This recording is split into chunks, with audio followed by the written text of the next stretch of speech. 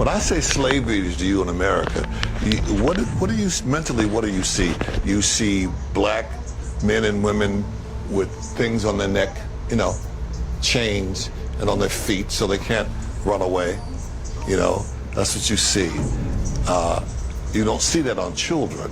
Children are going to follow their parents. You see children running free, following behind their parents. The 1700s, there was an act called the Casual Killing Act in Virginia. And what this was a law that said that if you killed someone, black, as a result of correcting them, but it would not be considered a felony, but anyone accused, so giving that punishment would be basically free of any punishment or any wrongdoing, called the Casual Killing Act. Stay with me.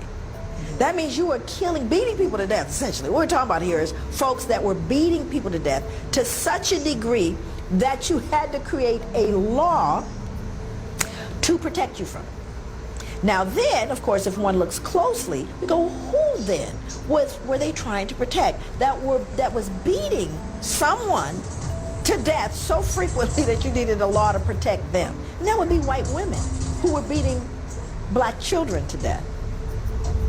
Because, well, whose children were they really? There's the case down in South Carolina where the police had rounded up this woman's husband. She went down to the jail talking about, you know, my man didn't do this. You let him go. Well, she didn't know her place. She was 8 months pregnant. She didn't know her place. The lynch mob took her, stripped her naked, strung her up. They notice as she's gagging, because, you know, they're hanging her, is that her stomach, because she's naked, is quivering. So they get a knife and they slice her belly open. The 8-month baby comes out and they stomp on the baby's head. Nothing happens. The youngest person electrocuted in this country to receive capital punishment by the government was a young African-American 14-year-old boy named George Stinney, and he was falsely accused of killing 2 white girls. Recently, the government is trying to issue a pardon for him, and that's what they do a lot of times. When we suffer injustice, they'll wait 50 or 60 years in order to give a pardon or to try to right the wrong after the fact. I think they'll try to probably do that with Trayvon Martin 40 years from now.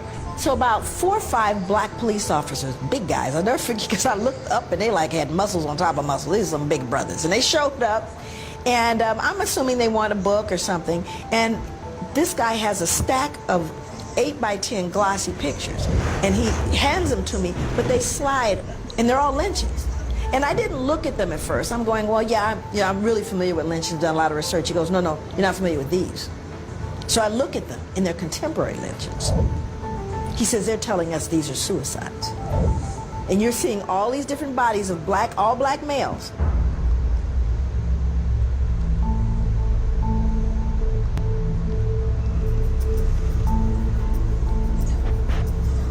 He worked in a drugstore, and he sent a white girl that he worked with a Christmas card. Her father clocked. Her father got the lynch mob together. They grabbed that 14-year-old boy, and they grabbed the boy's father. They went out to the bridge. They beat the crap out of that boy. They tied his hands. They bound his feet.